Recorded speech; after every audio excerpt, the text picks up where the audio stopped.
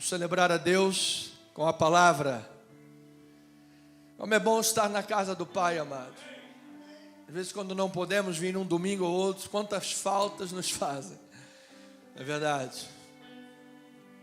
Não há nada melhor do que esta ambiência do Espírito.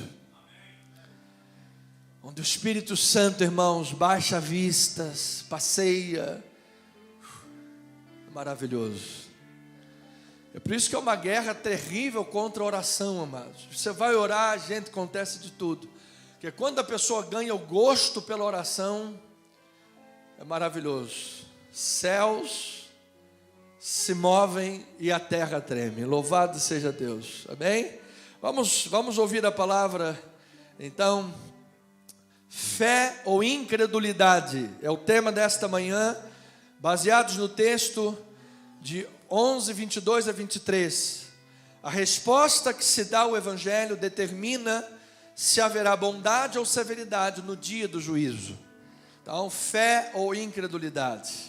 Vamos fazer a leitura dos versículos 22 e 23. Diz a palavra do Senhor, bendito e maravilhoso.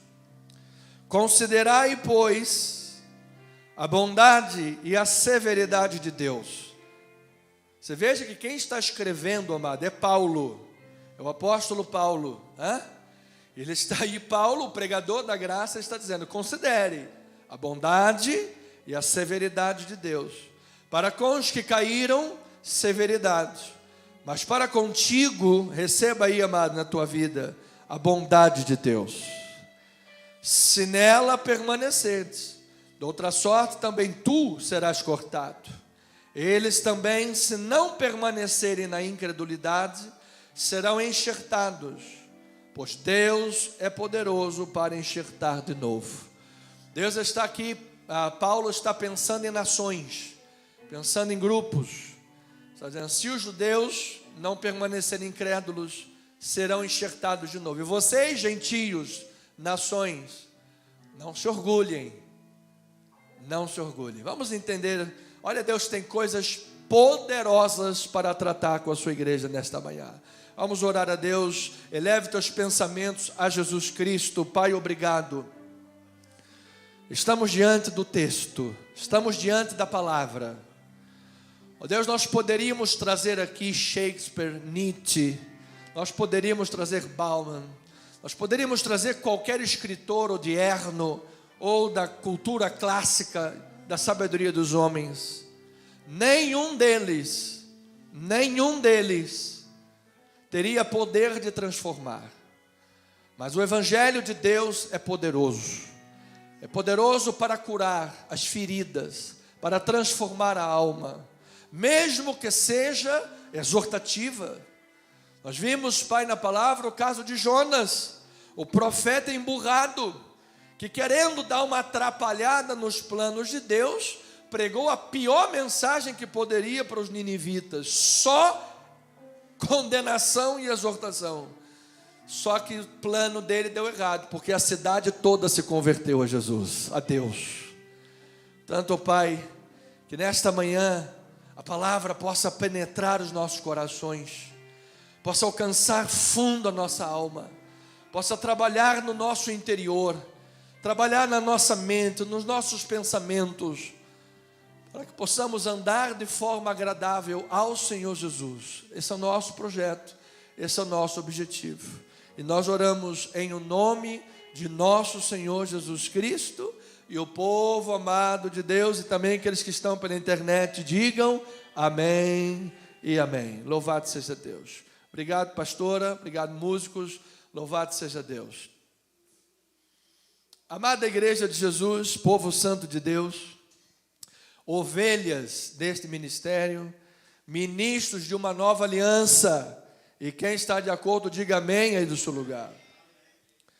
Bom, nós estamos estudando a palavra de Deus que não pode voltar vazia, a palavra que cura, que regenera, que restaura, a palavra que dá vida, a palavra que dá esperança. E a minha oração é que esta palavra opere tremendamente na vida da igreja nesta manhã. Você recebe na tua vida? Diga aí para o teu irmão, você recebe, meu irmão, na tua vida? Júnior, Louvado seja Deus.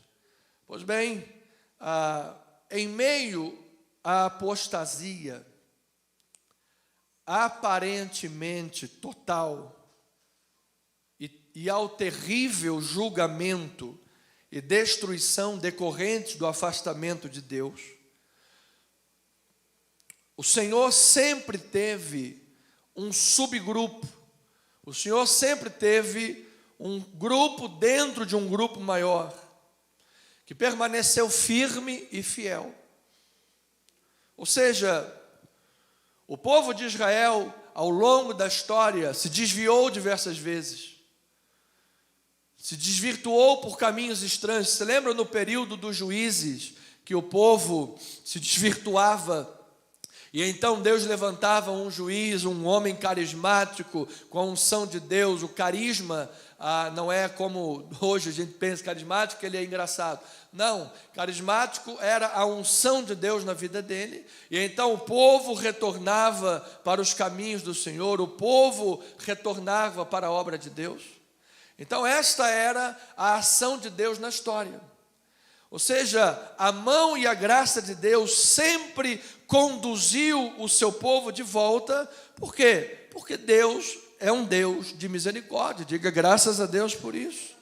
Então, em frente à apostasia total e terrível e ao julgamento pelo afastamento de Deus, Deus conservou um grupo. Você note, por exemplo, Abraão teve 2 filhos, Isaque e Ismael.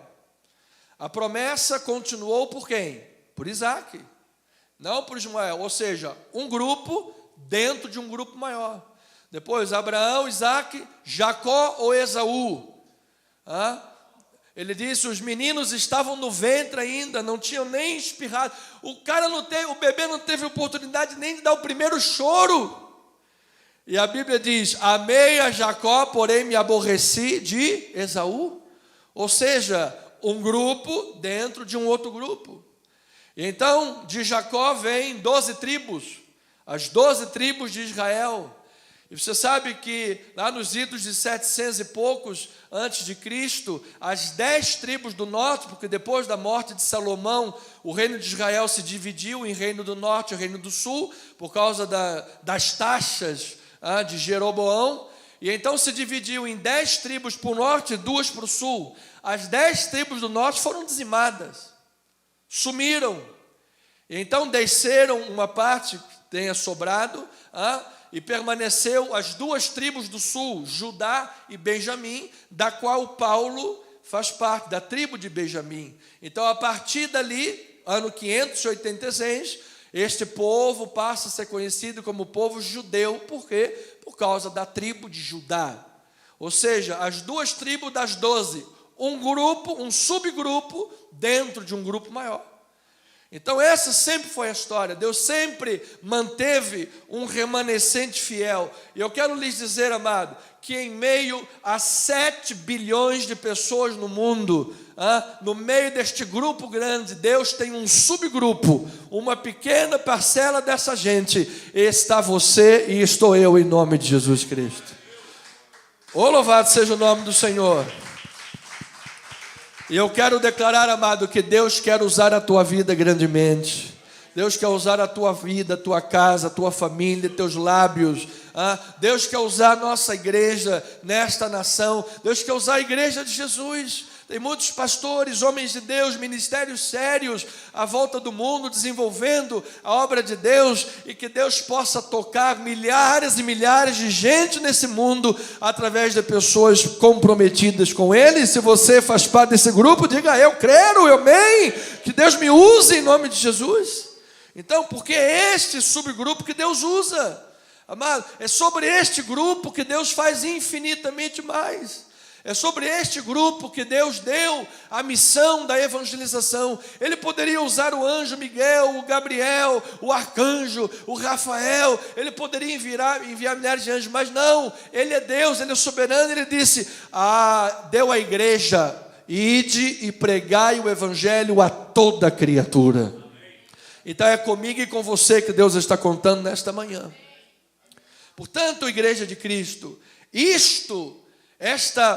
este preservar de um subgrupo, é obra de Deus. Amado, você imagina que desde a época do primeiro Abraão chamado, aquele homem que saiu de Ur dos Caldeus, atravessou o rio para formar uma nação. Você imagina que desde aquele tempo, sei lá, 5.000 anos para cá, Deus preserva o povo judeu até hoje. Claro que há compreensões um pouco diferentes do que a Bíblia apresenta de nação. Nós temos uma compreensão europeia, mas até hoje é conservado o povo de Israel, o povo judeu, especialmente das 2 tribos que sobraram. Ou seja, o que é isto senão a mão de Deus? 6 milhões de judeus mortos no Holocausto, o diabo intentando contra aquele povo. Mas eu vou lhe dizer uma coisa, amado, já caiu por terra toda a arma forjada de Satanás. A igreja de Jesus e o remanescente do meio do povo judeu há de se render a Jesus Cristo, o único soberano e Senhor. Então isto é obra da graça de Deus, e esta obra da graça se dá por meio da fé. Você veja, por exemplo, esta ação de Deus na história. Olha lá em Hebreus capítulo 11, vamos aqui a Bíblia, explicando a própria Bíblia. Vamos introduzir o texto para ajudar a elucidar o pensamento. Em Hebreus 11, versículo 7, fala a respeito de Noé e sua família. Como no meio de uma nação toda ímpia e pecadora, Deus conservou uma família, um pequeno grupo. Olha lá, versículo 7. Pela fé Noé, divinamente instruído acerca de acontecimentos que ainda não se viam, e sendo temente a Deus, aparelhou uma arca para a salvação de sua casa, pela qual condenou o mundo e se tornou herdeiro da justiça que vem da fé. Então, amado, no meio daquela nação que Deus estava já esgotado, e chega, vamos terminar com isso tudo. Deus permaneceu com a família de Noé, louvado seja Deus. E daí vem Sem, Cã e Jafé, os semitas. Aí estamos nós, como filhos de Abraão pela fé. Você sabe que filho de Abraão não é quem tem o sangue de Abraão na sua veia, mas é quem tem a fé de Abraão no seu coração. E a minha pergunta é: você tem a fé que teve Abraão na tua vida, amado? Você crê de todo o teu coração que Jesus é Senhor, que Ele é Deus, Ele é o único, Ele é o Salvador, Ele morreu na cruz por você. Você entrega a tua vida nas mãos de Jesus. Você ora pela tua nação, pela tua família, para a conversão de pessoas. Então, amado, você é filho de Abraão. As bênçãos de Abraão estão sobre a tua vida. Você é um subgrupo, amado. Deus está preservando a graça dele sobre a tua vida. E que em nome de Jesus, pela graça de Deus, até o último suspiro, amado, a minha vida e a tua pertence a Jesus Cristo, Senhor. Nós somos propriedade exclusiva de Deus. Então, veja, por exemplo, José declarou aos seus irmãos: olha, Deus conservou a gente aqui para que muita gente fosse preservada. No meio de nações morrendo com fome, Deus usou um povo, Deus usou José no meio da terra da aflição. Porque nós, às vezes, ficamos limitados, porque vivemos numa cultura woke, vivemos numa cultura diabólica, vivemos num mundo em que parece-nos que estamos piores do que Sodoma e Gomorra. Não é verdade? Mas no meio disso tudo, há um povo santo no meio desta terra, amado. Há um povo que entregou a sua vida a Jesus Cristo. E nós não somos daqueles que retrocedem para a perdição. Nós somos da fé para a conservação da alma. Que a tua alma seja conservada em Cristo Jesus. Sigamos a carreira, irmãos. Sigamos a meta, sigamos o objetivo. Caminhemos para Jesus. Ele está no controle da nossa vida. Então Elias se queixa. Elias depois vai dizer, a gente vai ver Paulo citando isso: ó Deus, mataram todo mundo, o povo está rebelde, só sobrou eu, estão querendo tirar a minha vida também. E qual foi a resposta de Deus? Vamos lá, no livro de Romanos capítulo 11, versículos de 1 a 6. Olha como, amados, todo o Novo Testamento está fundamentado no Antigo Testamento. Não existe Novo Testamento sem Antigo. Então olha lá, Romanos 11, 1 a 6, diz a palavra do Senhor assim: pergunto, pois, terá Deus porventura rejeitado o seu povo? Qual é a resposta? De modo nenhum. Por quê? Eu também sou israelita, da descendência de Abraão, da tribo de Benjamim. Deus não rejeitou, olha lá, da tribo de Benjamim. Deus não rejeitou o seu povo, a quem de antemão conheceu. Ou não sabeis o que a Escritura, olha lá, refere a respeito de Elias, como insta perante Deus contra quem? Olha lá o profeta Elias instando contra o povo de Israel. E ele disse: Senhor, mataram os teus profetas, arrasaram os teus altares, eu só fiquei e procuro ainda tirar minha vida. Que ele disse, porém, a resposta divina: reservei para mim 7.000 homens que não dobraram os seus joelhos diante de Baal. Você pode dizer um glória a Deus aí do seu lugar, amado? Aleluia! Olha, amado, antes de ler adiante, o mundo tenta fazer você dobrar o teu joelho perante Baal. O mundo tenta te fazer curvar perante a cultura maligna, a cultura woke. O mundo estão agora caçando uma mulher em São Paulo, simplesmente por suas opiniões, enquanto um monte de gente corrupta está por aí à solta. Estão tentando cancelar os princípios cristãos, mas enquanto houver pastor corajoso de botar a cara a tapa, e enquanto houver gente de Deus nesse mundo, o diabo não vai prevalecer, amado. Não vai prevalecer, amado. Então Deus disse: eu reservei 7.000, Elias. Elias, você não está vendo. Elias, você está vendo só que mataram os profetas, ou que fizeram isso e aquilo. Mas eu sou soberano. Eu sou soberano, eu estou vendo isso tudo. E eu reservei 7.000 homens que não dobraram. Você veja, eu reservei 7.000 homens para mim, que não curvaram o joelho diante de Baal. Amado, a tua vida não está à venda. O teu ministério não está à venda. Os teus princípios não são negociáveis. A tua palavra é sim, sim e não, não. O que passar disso vem de quem, amado? Vem do maligno. E a minha pergunta é: você é de Deus ou é do maligno? Você é de Jesus ou é do Baal? Então você não dobra o teu joelho e não troca os teus princípios. A palavra da tua boca seja reta. A palavra da tua boca seja bíblica. A palavra da tua boca seja ungida por Deus. O que você está falando na tua câmara de dormir, Deus se agrada? O que você está falando nos teus ciclos pessoais, Deus se agrada? O que você está teclando lá no teu e-mail, Deus se agrada? Pois Deus está vendo tudo isso de nós, e que nós possamos ser uma oferta agradável, Senhor Jesus. Levante as tuas mãos para os céus e diga: Senhor, a minha vida está nas tuas mãos. Pai, sonda a minha vida, sonda o meu coração, sonda a minha mente, sonda cada palavra que sai da minha boca. Ó Deus, vê se há em mim algum caminho que te desagrada, vê se há em mim algum desvirtuado coração. Eu quero, Deus, que a minha vida seja reta e santa diante do teu altar, para que eu possa ser contado como esses 7.000 que não se curvaram diante de Baal. Que a resposta divina seja essa: aquele é meu, aquela é minha, eu vou usar esta pessoa, em nome de Jesus. Diga aí: eu recebo esta palavra. Usa, Senhor, a minha vida. Usa, Pai, usa as nossas vidas. Olha lá, olha, diz versículo 5: assim, pois, também agora, no tempo de hoje, sobrevive um remanescente segundo a eleição da graça. E se é pela graça, já não é pelas obras. Do contrário, graça já não é graça. Ou seja, Deus sempre manteve um remanescente. Mas agora Ele está dizendo: eu mudei o pacto, não é pelas obras, é pela graça.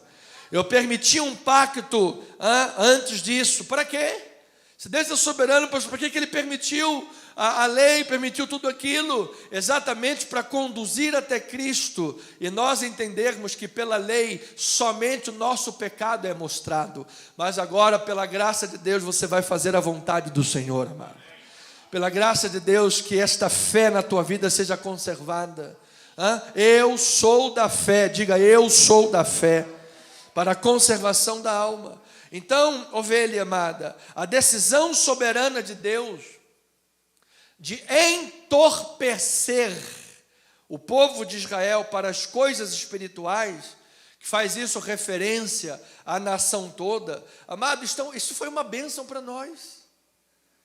Isso foi uma bênção para nós, porque ao ter entorpecido o povo de Israel naquele momento, então diz que os apóstolos se voltaram para os gentios para fazer a obra de Deus. Eles rejeitaram a pedra angular, mas todo aquele que nele crê não será confundido. Veja o que Paulo explica em Romanos 11, 7 a 10, diz a palavra do Senhor: que diremos, pois? O que Israel buscava, isso não conseguiu, mas a eleição o alcançou, e os mais foram endurecidos, como está escrito, olha lá, Deus lhes deu espírito de quê? Entorpecimento. Quem é que deu o espírito de entorpecimento? Quem? Deus.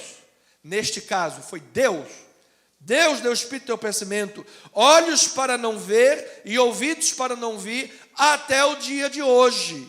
E Davi diz: torne-se-lhes a mesa em laço, e a armadilha em tropeço e punição. Escureçam-se-lhes os olhos para que não vejam, e fiquem para sempre encurvadas as suas costas. Aí olha o propósito disso aí, olha o versículo 25. Porque não quero, irmãos, que ignoreis este mistério, para que não sejais presumidos em vós mesmos, que veio endurecimento em parte a Israel, até que haja entrado quem? A plenitude dos gentios. Em parte Deus encurvou as costas de parte daquela nação, para que agora nós, em plenitude, sejamos alcançados. Ou seja, Deus tem um número. Qual é esse número? Eu não sei, nem você. Deus tem um número no meio dessas 7 bilhões de pessoas, e quando essa plenitude for alcançada, porque também depende dos tempos e eras, não sabemos se vai demorar 20, 30 anos, Deus já sabe todos os caminhos possíveis, Deus já conhece tudo. Então, quando toda a plenitude estiver reunida, haverá novamente o povo de Israel, uma conversão em massa. E o que as pessoas não sabem é que desde 1948, que Israel se tornou um Estado novamente, muitos judeus têm se convertido. Muitos judeus têm entregue a sua vida a Jesus. Quando eu estive na Galileia, no mar da Galileia, tive essa honra preciosa de estar lá no lago de Genezaré, Ginossá, Galileia, num barquinho. O dono do barco é um judeu cristão, cantando hinos brasileiros em hebraico. Falei: Jesus, se o senhor voltar agora, está tudo perfeito. Pode voltar agora.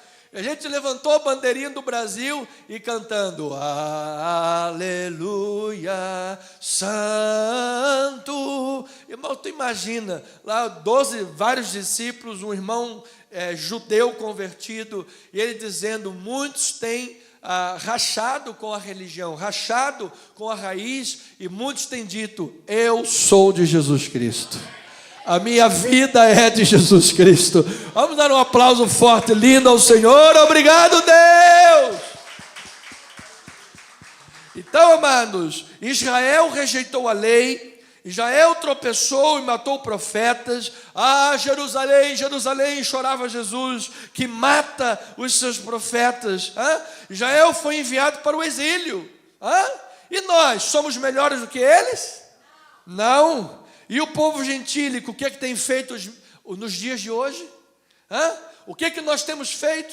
Quantos profetas temos matado? Quantas igrejas foram postas fogo? Quanta vergonha já foi feita em nome de Jesus? Quantos roubos? Quantos problemas? Quanta vergonha? Quantos falsos profetas? Você se lembra que lá no capítulo 2, Paulo repreende os judeus e diz: olha, por vossa causa o nome de Deus está sendo blasfemado entre os gentios. Será que não poderíamos dizer a mesma coisa? Por nossa causa o nome de Jesus está sendo blasfemado aí na terra. Pastor, outrora tinha desconto em plano de saúde. Pastor, outrora não precisava de fiador para alugar apartamento. Pastor, outrora tinha máximo respeito. Você fala hoje aí fora, sou pastor, ninguém está escondendo a carteira. Não é? É pastor, então precisa de 2 fiadores. Um só não basta, tem que botar 2. Para onde estamos caminhando, irmãos? Qual é o caminho? Para onde a igreja está caminhando? Então isso faz parte do entendimento que nós precisamos ter, que há um endurecimento agora em parte do povo gentílico, porque Deus está soberanamente nesse movimento de quebra-cabeças. O Novo Testamento está se cumprindo e está dizendo assim: estamos na rota escatológica, Jesus está voltando, Jesus está voltando. Amado, as portas estão aí, Jesus está voltando. Hoje é o dia, irmãos, de entregar a vida para Ele. Hoje é o dia de assumir um compromisso de vida com Jesus. Não é amanhã, não é ano que vem, é agora, é hoje. Não, é hoje. De você dizer: Jesus, usa a minha vida. Pai, gastamos horas e horas para ver filme, Netflix, maratona a noite toda, maratonando filmes e séries, e não usamos 5 minutos para orar. Quando viemos à igreja, queremos ir logo embora. Não usamos momentos para estudar a palavra de Deus, esse livro rico e cheio de poder. Precisamos rever a nossa teologia, precisamos rever a nossa vida com Deus, porque Deus quer luz na cabeça, mas Deus também quer fogo no teu coração. E se você é de Jesus, amado, a unção de Deus despedaça o jugo. A unção de Deus despedaça, irmãos, porque eu sei, nós somos humanos, nós enfrentamos lutas, às vezes estamos tristes, às vezes estamos cansados, às vezes a guerra de todo lado, é conta para pagar, é doença, é problema, é o mês que vem que não sabe como é que vai ser, e às vezes as coisas tentam, como na parábola do semeador, sufocar a semente. O diabo tenta roubar a semente que foi plantada, mas Jesus também disse que a terra fértil iria dar fruto. E você é terra fértil? Você é terra fértil, irmão? É você, amado, que Deus vai usar. 1 Pedro capítulo 2, versículos 1 e 2, 6 a 9. Despojando-vos, portanto, de quê? Toda maldade, dolo, hipocrisias. Despoja, amado, das invejas. Despoja de toda maledicência. Amado, essas coisas não podem estar no nosso meio. Essas coisas não podem estar no nosso meio. Versículo 2: desejai ardentemente como crianças recém-nascidos o genuíno leite espiritual, para que por ele vos seja dado o crescimento para a salvação. Versículo 6, por isso está na escritura, olha lá, Pedro também citando o profeta Isaías: eis que ponho em Sião uma pedra angular, eleita e preciosa, e quem nela crer, amado, não será de modo algum envergonhado. Oh, santo é o Senhor. Pastor, peraí, pastor, mas se nós olharmos à luz da história, Paulo foi degolado, Isaías foi cerrado ao meio, João foi ilhado em Patmos. Pastor, morrer assim não é vergonha? Não, amado, sabe por quê? Porque Cristo foi crucificado no alto daquela cruz, e Ele é o nosso mestre. Ele é o mestre. Pode ser escândalo para um e loucura para outro, mas se você crê na loucura da pregação, que vale a pena morrer por Jesus, e isso não é vergonha nenhuma, eu vou lhe dizer, você pode tombar como Estevão com pedrejadas, mas você vai ser recebido em Jesus Cristo no céu de pé para a glória do Senhor. Diz que Jesus recebeu Estevão, o texto dá esse entendimento. Jesus recebeu a Estevão, nenhum outro texto diz isso, gente. O primeiro mártir do cristianismo tombou aqui com pedradas, mas foi recebido por Cristo de pé nos altos céus. Louvado seja o nome do Senhor. Aleluia! Isto é honra, isto é bênção, amado. Quando Jesus estava sendo crucificado no alto de Gólgota, e as pessoas passavam meneando a cabeça e fazendo chacota dele, ele estava orando para que eles fossem perdoados, porque não sabiam o que estavam fazendo. O valor da nossa causa nunca será perdido, amados. Até mesmo se uma alma for salva, amado. Uma! Nós vamos manter aqui, mas estamos indo também para Itaipu, vamos ter lá um templo de 500 pessoas. Uma alma foi salva, Deus já foi louvado e glorificado naquele lugar. E semana que vem a gente vai lá, mano, para salvar 2 almas. Já tem um culto para salvar 2 almas naquela casa. E eu creio que vai haver salvação e milagre em nome de Jesus Cristo. Versículo adiante diz a palavra: para vós outros, portanto, os que credes, é a preciosidade. Mas para os descrentes, a pergunta dessa mensagem é: fé ou incredulidade? Para os descrentes, a pedra que os construtores rejeitaram veio a ser a principal pedra angular. Versículo 8: pedra de tropeço. Olha aí, o nosso Senhor Jesus está sendo descrito como pedra de tropeço e rocha de ofensa. Para quem? Para aqueles que tropeçam na palavra. São esses os que tropeçam na palavra, sendo desobedientes. Olha lá, olha a soberania de Deus. Para o que também foram postos. Vós, porém, diga aí um aleluia, um glória a Deus, raça flamenguista. Não? Também alguns aí. Amém. Raça o quê? Eleita, sacerdócio real, nação santa, povo de propriedade exclusiva do Papa, povo de propriedade exclusiva do governo, CPF.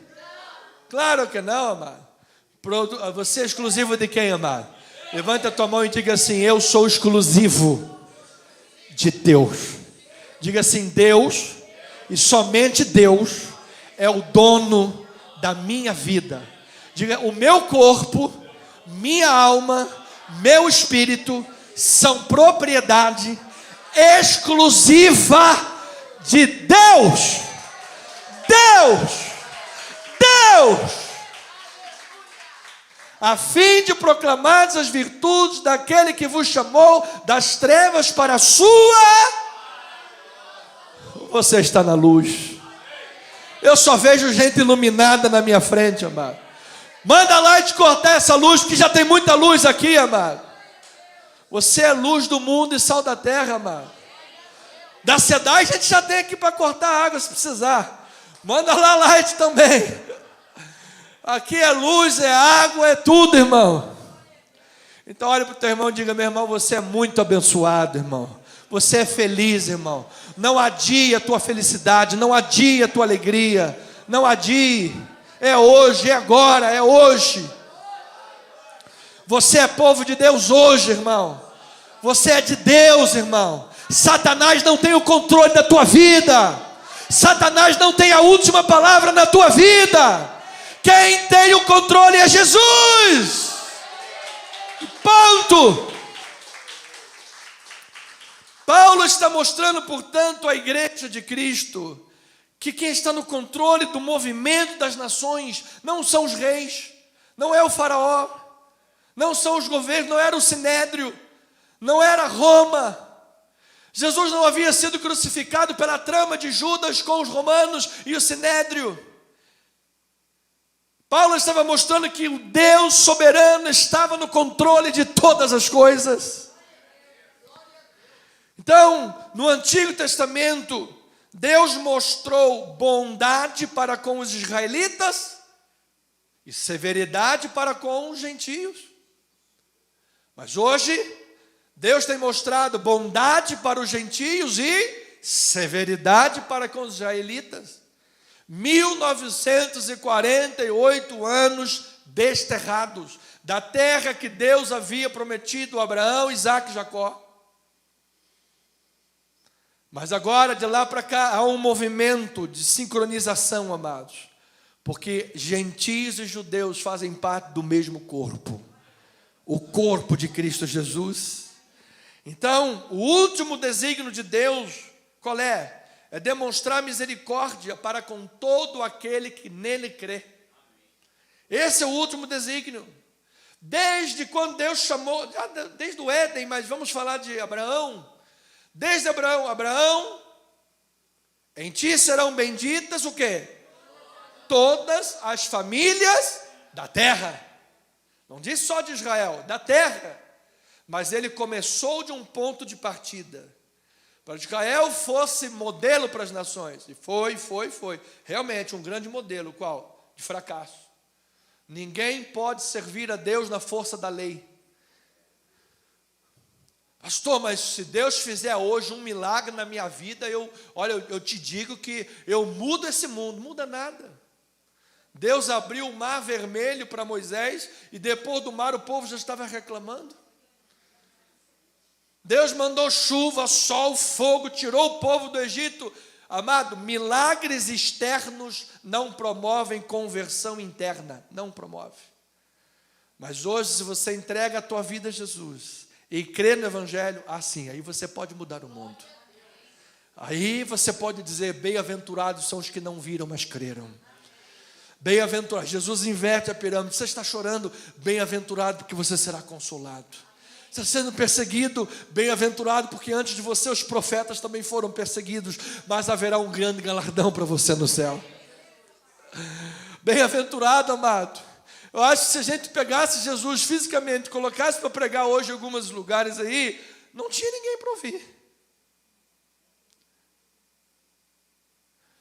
Mas se você tem Jesus na tua vida, meu amado, você vai com Jesus até o último dia. E eu vou lhe dizer, amado, Deus pode usar você grandemente nesta terra. Deus pode nos usar grandemente neste mundo, irmãos. Portanto, ovelha, este é o desígnio dele, é mostrar misericórdia. Portanto, ouça isto, não há espaço para preconceitos. Se note, por exemplo, o antissemitismo, 6 milhões de judeus mortos. Graças a Deus, nos Estados Unidos da América está dando um grande exemplo. Pegaram lá uma jovem líder de esquemas do capeta que faziam propaganda a favor do Hamas. Faziam propaganda para um grupo terrorista que pega a criança e queima viva dentro de um fogão. Foi dito assim, você vai apoiar terrorista e está hipocritamente estudando na minha faculdade? Você é uma hipócrita. Pode ir embora. E graças a Deus, um testemunho está sendo dado para o mundo. O Evangelho, ele não é inclusivo. Não é inclusivo. O Evangelho é transformador. Todos são bem-vindos na casa do Pai. Você pode vir de qualquer jeito, irmão, que você esteja. Mas você ouvirá a palavra para transformar a tua vida. Porque o céu tem políticas de imigração bem fortes. Assassino não entra no céu. Mentiroso não entra no céu. Sodomita não entra no céu. Ladrão não entra no céu. Você ou eu fomos outrora uma dessas coisas, mas a graça de Deus alcançou a tua vida. Você agora é um regenerado em Cristo Jesus. A minha pergunta é, você como regenerado, quer continuar praticando as obras do pecado da vida anterior? Não? Às vezes pecamos, mas logo nos arrependemos, porque é a bondade de Deus, é a fé em Cristo Jesus. Então, irmãos, não há espaço para antissemitismo, não há espaço para esse tipo de pensamento. Pelo contrário, Paulo está dizendo aqui, nós no texto, devemos ter gratidão por eles. Por quê? Porque a incredulidade deles abriu espaço para nós ouvirmos o Evangelho. Amados, se a queda deles foi salvação para nós, Paulo vai dizer, o que não será a restauração deles, senão vida dentre os mortos? Diga louvado seja Deus por isso. Então nós devemos ter gratidão, devemos orar por eles e orar por todas as pessoas de todas as religiões. Estamos tratando especificamente dos judeus e antissemitismo, porque é isso que o texto trata. Mas o texto que se renova, você pode aplicar isso para qualquer religião. Agora em janeiro fez 27 anos, de 99 para cá, 26 anos. 26 anos que uma família foi carbonizada na Índia. Estava lá pregando Jesus, o pai e seus 2 filhos. Aquele homem morreu queimado, abraçando seus 2 filhos, porque estava falando de Jesus. É esse o radicalismo que é levado, uma vida sem Cristo.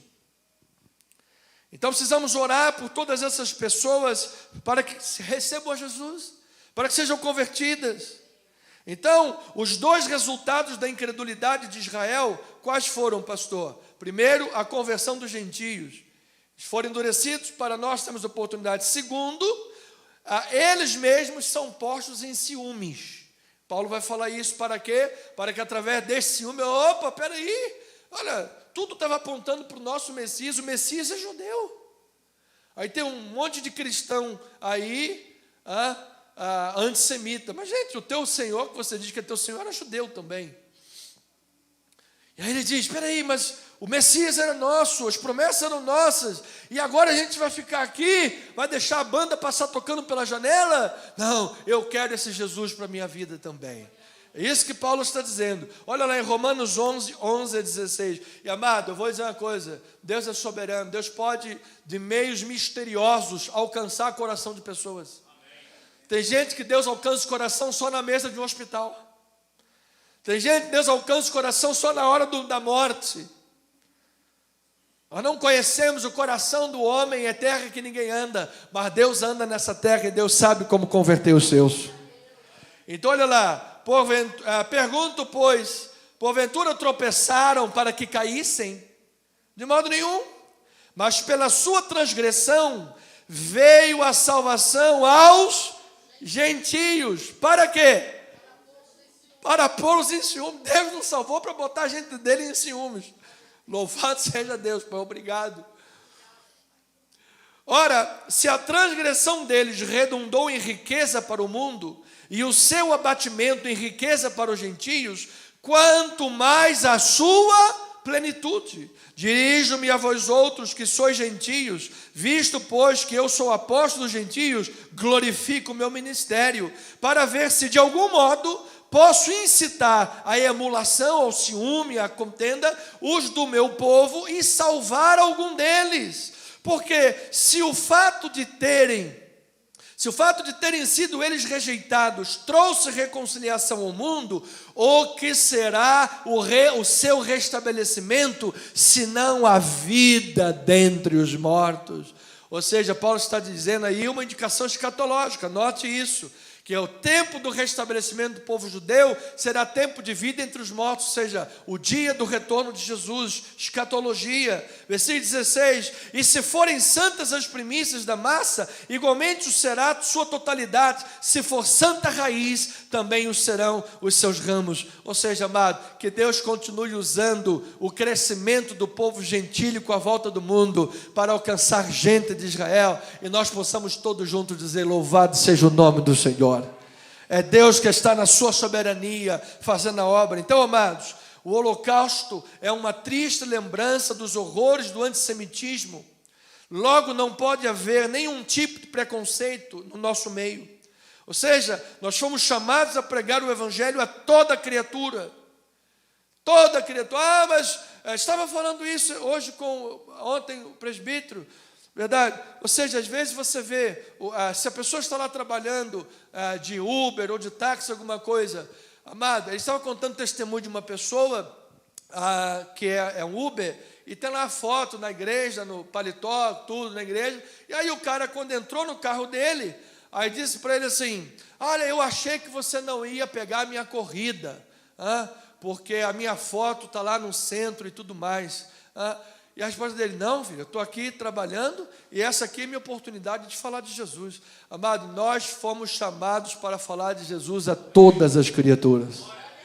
Você não é crente somente aqui dentro da igreja, você é crente em todos os lugares, especialmente lá fora. Especialmente lá fora, onde o mundo está precisando.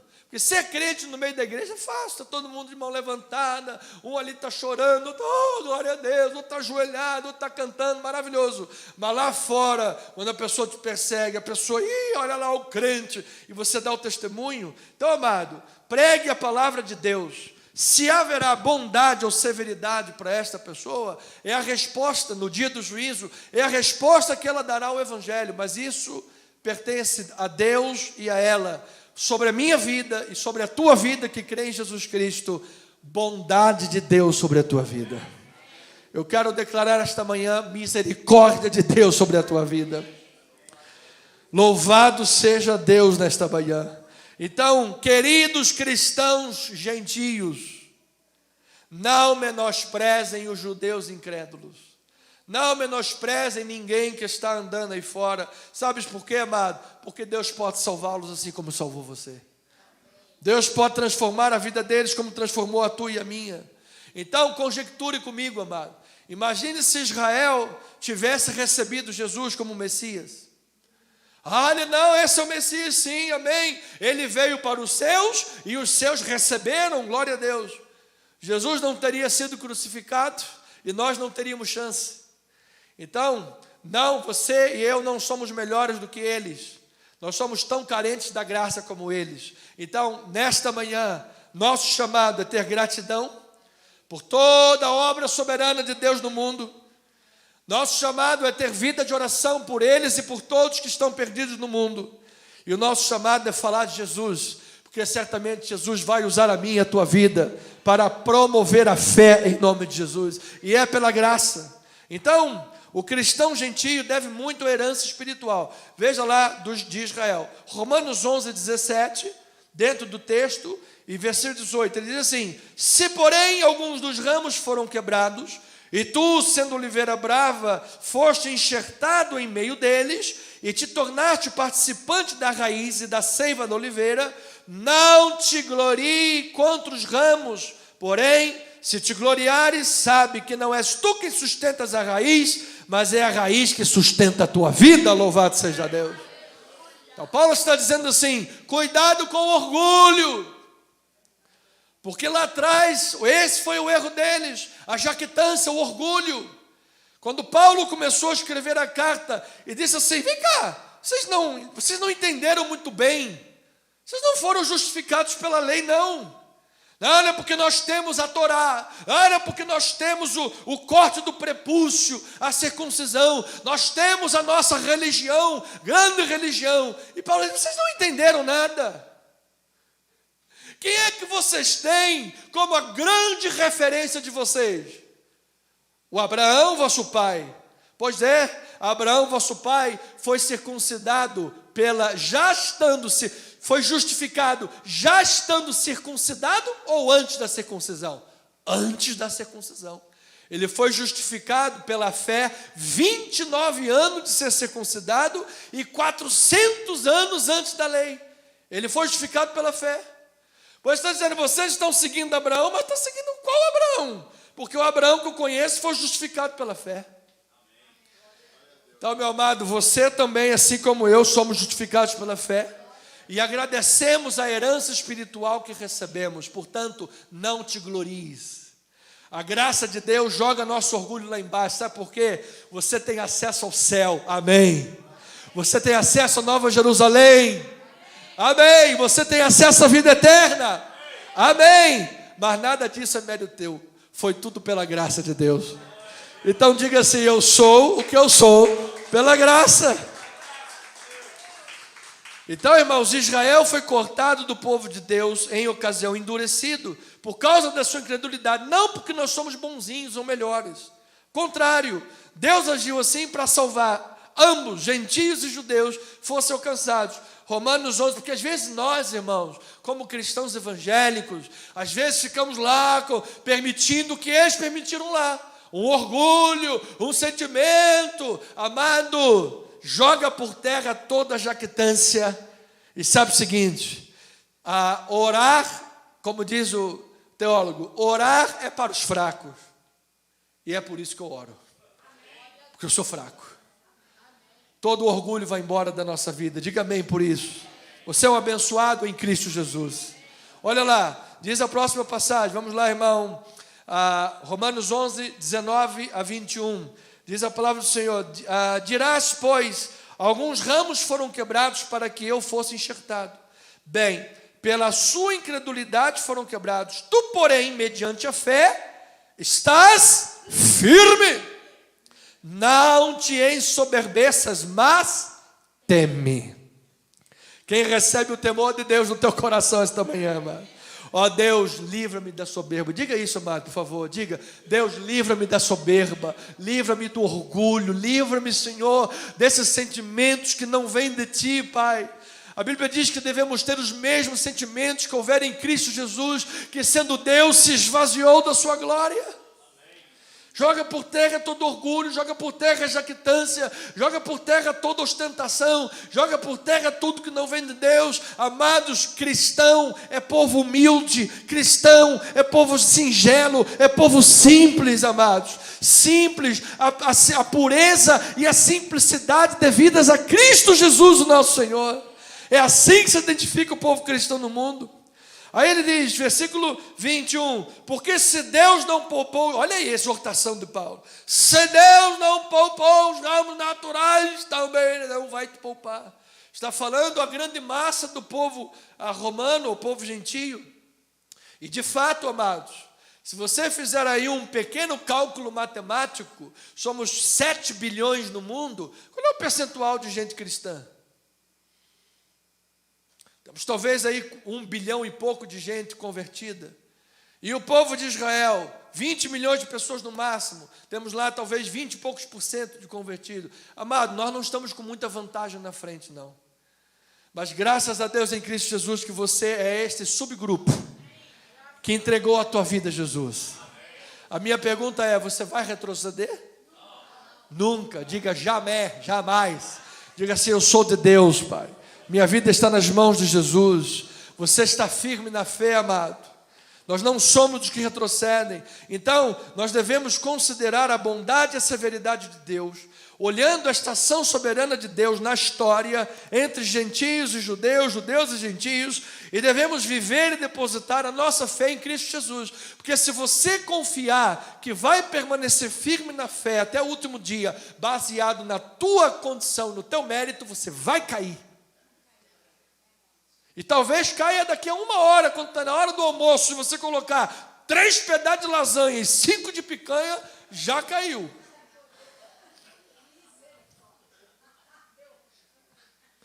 Deus sabe, amado, da nossa luta diária.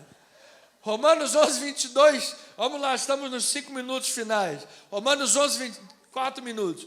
Considerai, pois, a bondade e a severidade de Deus. Para com os que caíram, severidade, mas para contigo bondade de Deus, se nela permaneceres. De outra sorte também tu serás cortado. Adiante. Eles também, se não permanecerem na incredulidade, serão enxertados, pois Deus é poderoso para enxertar de novo. Pois se foste cortado daqui por natureza, era oliveira brava, e contra a natureza enxertado na boa oliveira, quanto mais não serão enxertados na sua própria oliveira aqueles que são ramos naturais, aqueles por quem Deus começou todo o plano. Aí Paulo vai dizer, vamos um spoilerzinho da próxima semana. Paulo, quando começa a meditar, gente, peraí, Deus é soberano. Ele endurece aqui, abre lá, tira aqui, bota para lá, vai endurecer lá para depois alcançar aqui de novo. Gente, esse negócio é misterioso. Nós temos algum conhecimento disso, algum, mas nós não podemos esgotar esse conhecimento. Ele é soberano. Amado, o que fazer diante dos mistérios de Deus? O que fazer?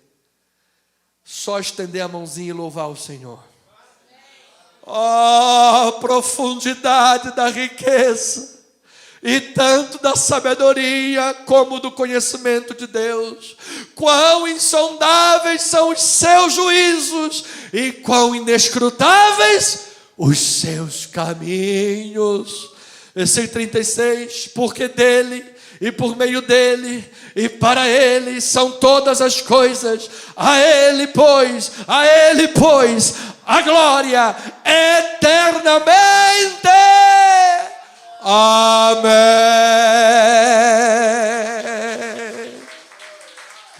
Oh, aleluia. Então, irmãos, eu preciso terminar. Eu vou terminar com uma aplicação.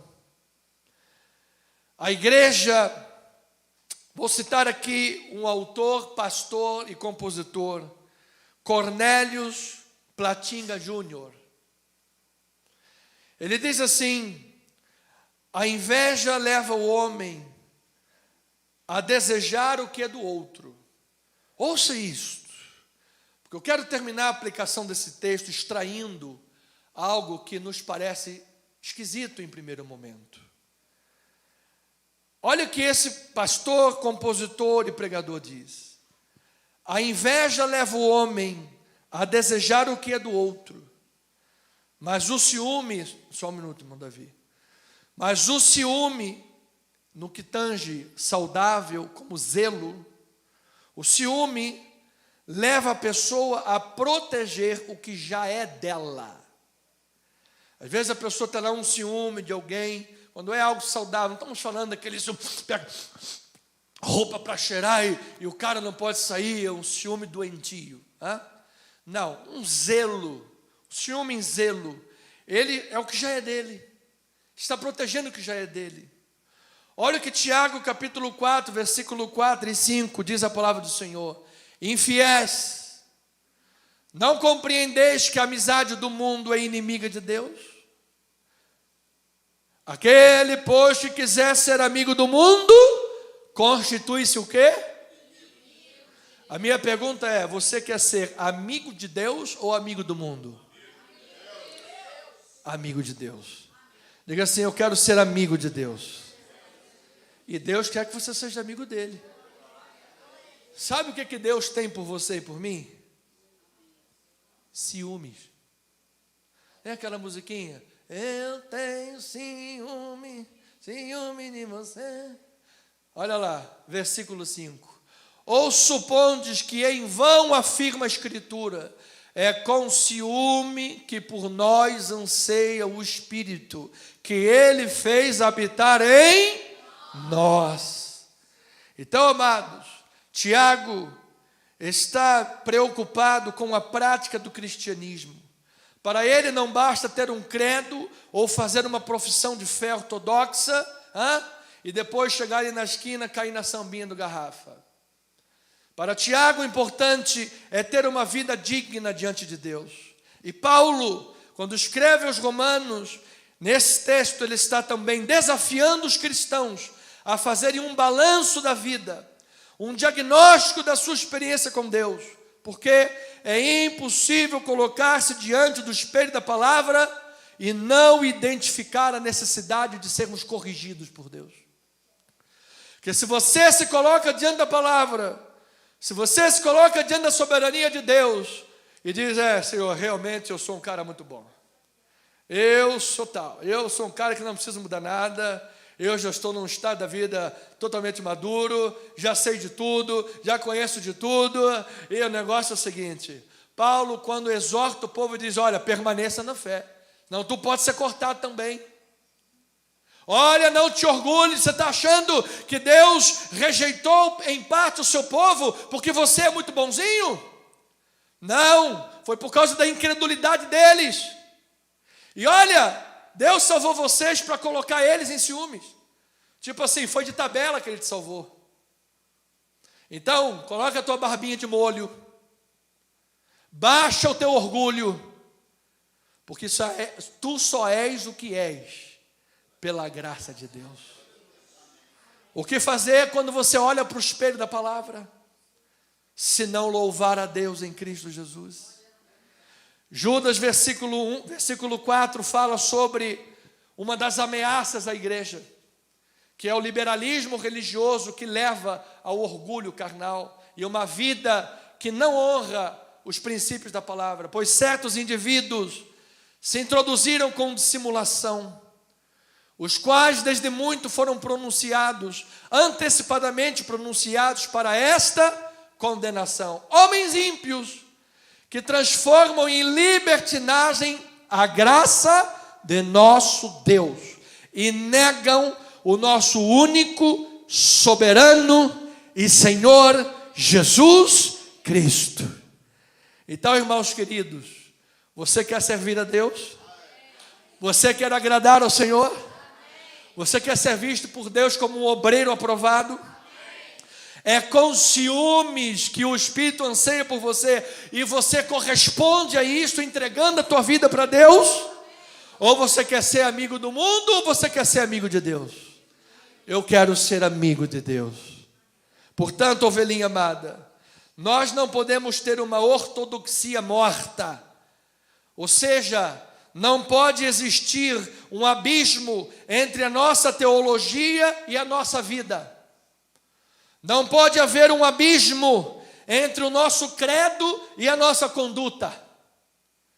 Aquilo que eu creio é aquilo que eu falo, aquilo que eu falo é aquilo que eu pratico. A superficialidade de uma fé rasa e de uma vida descomprometida com Deus tem gerado cristãos soberbos, tem gerado cristãos carnais, que não se submetem a qualquer autoridade. Eu estava ouvindo esses dias uma empreendedora, uma empresária dizendo que essa nova geração que está chegando, não é que tem muito empreendedor para todo lado, é porque eles não sabem, não conseguem se submeter à autoridade do patrão. Eu me submeto à autoridade da palavra de Deus. E eu quero pedir a Deus que transforme a minha vida cada dia mais. Romanos capítulo 12. Irmão Davi, pode fazer, por favor, um solo para a gente? Ah, sim, isso, os dois. A bondade de Deus, para nós terminarmos ministrando. Romanos 12, 1 e 2 diz a palavra do Senhor. Rogo-vos, pois, irmãos, pelas misericórdias de Deus, que apresenteis o vosso corpo por sacrifício vivo, santo e agradável a Deus, que é o vosso culto. Você está disposto a isso? É isso que você quer na tua vida? Transformar a tua mente, transformar o teu coração, viver de forma agradável a Deus. E aí ele diz: e não vos conformeis com este século, mas transformai-vos pela renovação da vossa mente, para que experimenteis qual seja a boa, a agradável e a perfeita vontade de Deus. Oh, aleluia! Eu recebo esta palavra na minha vida, amados. Que a nossa mente nesta manhã de domingo possa estar sendo trabalhada por Deus. Que a nossa mente, o nosso coração possa estar sendo tocado pela ação do Espírito Santo, para que em meio ao corpo de Cristo Deus trabalhe. Amado, que você este ano de 2025 vai servir na força que Deus supre. Você vai vencer o mal. Diga: eu recebo esta palavra. Você vai vencer o orgulho, vai vencer o pecado, vai vencer a depressão, vai vencer a ansiedade, vai vencer o medo. Eu recebo esta palavra. Faz aí a tua oração a Deus. Vamos lá, igreja. Tuas mãos levantadas, tua boca aberta. Coloque aí as tuas debilidades diante do Senhor. Coloque aí as tuas dificuldades diante de Deus. Você tem orado? Qual é a questão que tem incomodado a tua mente, a tua família, a tua vida? Esta é a hora, amado. É com ciúmes que o Espírito,